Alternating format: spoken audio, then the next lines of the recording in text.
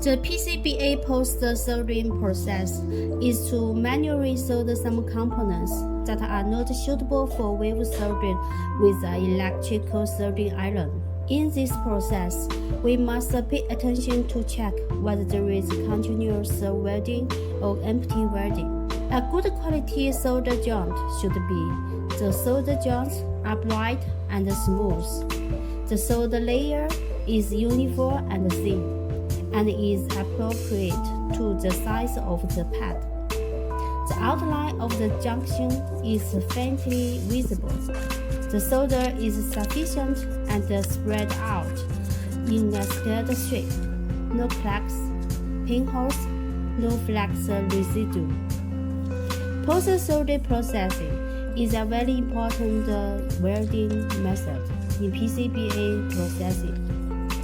It can make up for the shortage of wave soldering, improve welding efficiency,